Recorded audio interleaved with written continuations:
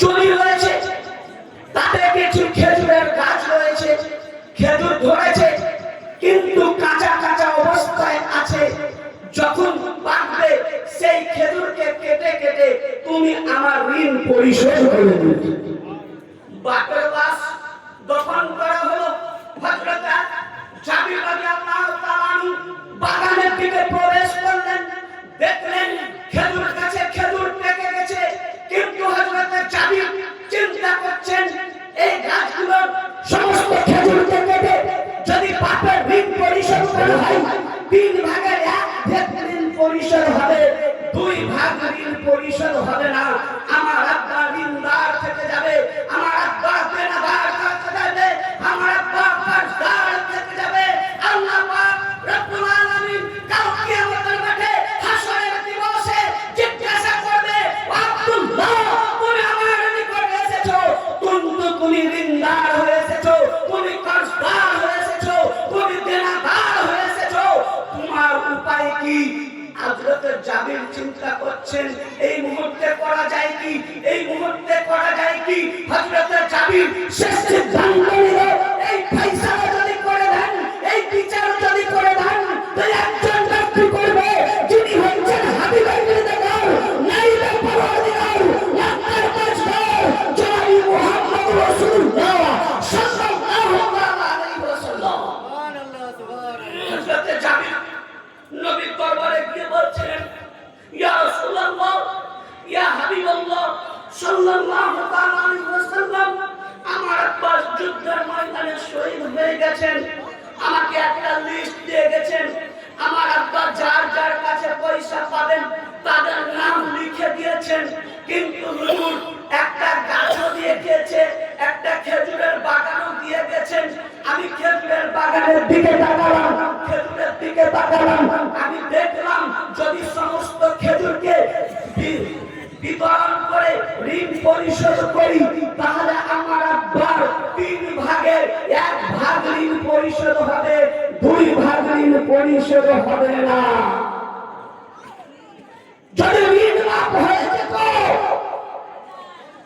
যদি ঋণ মাফ হয়ে যেত, আমার নবী বলে দিতেন, জাবির যাও, তোমার আব্বার ঋণ মকুব করে দিলাম, তোমার আব্বার ঋণ মাফ করে দিলাম। কেননা নবী উনি যিনি হচ্ছেন শরীয়তের মালিক, যিনি হচ্ছেন তরিকতের মালিক, যিনি হচ্ছেন হাকিকতের মালিক, যিনি হচ্ছেন নামাজের মালিক, যিনি হচ্ছেন রোজার মালিক। হযরত জাবিরকে বলতে বলতেন, যাও জাবির, তোমার আব্বার ঋণ পরিশোধ করতে হবে। কিন্তু আমার নবী কি বলছেন, জাবির শুনো, তুমি তোমার আব্বার ঋণ পরিশোধ করবে, তুমি টেনশন করছো, চিন্তা করছো, বলে হ্যাঁ ইয়া রাসূলুল্লাহ, আমি কি করে পরিশোধ করব? বলে শোনো, তুমি তোমার আব্বার বাগানের দিকে চলে যাও, সমস্ত গাছের খেজুরকে কাটো, যে গাছের খেজুর কাটবে ওই গাছের গুঁড়াতে রেখে দিবে, আবার অন্য গাছের খেজুর কাটবে ওই গাছের গুঁড়াতে রেখে দিবে, আবার অন্য গাছের খেজুর কাটবে ওই গাছের গুঁড়াতে রাখবে। এই রূপভাবে সমস্ত গাছের খেজুর যখন কাটা হবে, তুমি আমার দরবারে আসবে। হযরত জাবির নবীর ফয়সালা মোতাবেক বাগানে প্রবেশ করলেন, সমস্ত গাছের খেজুরকে কাটলেন, গাছের গুঁড়াতে গুঁড়াতে রেখে দিলেন, নবীর দরবারে গেলেন, ইয়া রাসূলুল্লাহ, ইয়া হাবিবাল্লাহ সাল্লাল্লাহু আলাইহি ওয়াসাল্লাম, সমস্ত গাছের খেজুর কেটে দিয়েছি, আপনি চলুন ইয়া রাসূলুল্লাহ, দয়ার অবতার, পাপীর উদ্ধার, আহমদের মুক্তার জনাবি মুহাম্মদ রাসূলুল্লাহ সাল্লাল্লাহু আলাইহি ওয়াসাল্লাম নূরানী কদমে হযরত জাবিরের খেজুরের বাগানে প্রবেশ করলেন, গাছের দিকে তাকালেন, সমস্ত গাছের গুঁড়াতে গুঁড়াতে খেজুর কেটে রাখা আছে, যে গাছটাতে খুব কম খেজুর ধরেছিল ওই গাছের গুঁড়াতে আমার নবী বসে গেলেন। যে গাছে কম পরিমাণে খেজুর ছিল গাছের গোড়ায় বসে খেজুরের উপরে হাত রাখলেন, বললেন, আইনা জাবির, কোথায় রয়েছে হযরতে জাবির? লাব্বাইক ইয়া রাসূলুল্লাহ। বলে, তুমি আমার নিকটে এসো, তারাজু নিয়ে এসো, ডালা নিয়ে এসো, তোমার আব্বা তোমাকে যে লিস্ট দিয়েছে সেই লিস্ট হযরতে জাবির পাল্লা নিয়ে দেন, তারাজু নিয়ে দেন, লিস্ট নিয়ে দেন। নবী বলেন, জাবির এবার তুমি লিস্ট অনুযায়ী ব্যক্তিদেরকে ডাকো।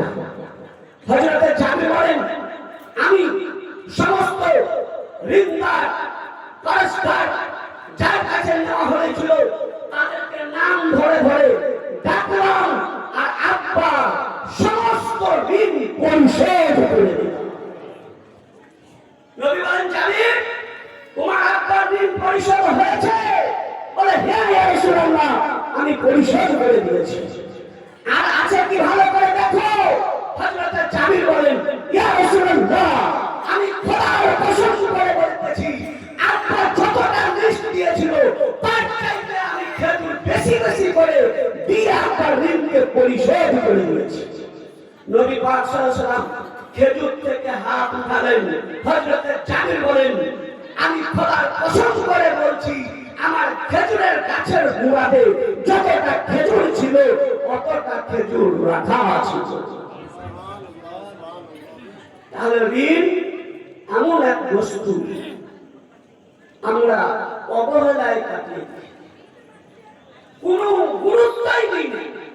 কিন্তু তারা অনুরোধ করবে, করজোড়ে বিনয় চিত্তে আবেদন করব, জ্ঞানের পরিবেশ ঠিক করুন।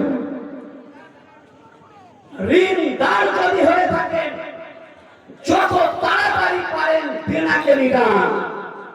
কেন? হায়াত ও মওতের মালিক এক আল্লাহ। কেউ জানে না যে আমি 3 মাস পরে ইন্তেকাল করব, 6 মাস পরে ইন্তেকাল করব, 3 দিন পরে ইন্তেকাল করব। যত তাড়াতাড়ি পারবেন বেটাকে ওসিয়ত করার আগে নিজের দেনা নিজেই মিটিয়ে ইন্তেকাল করুন। আসসালামু আলাইকুম ওয়া রাহমাতুল্লাহি ওয়া বারাকাতুহু। এখন আমাদের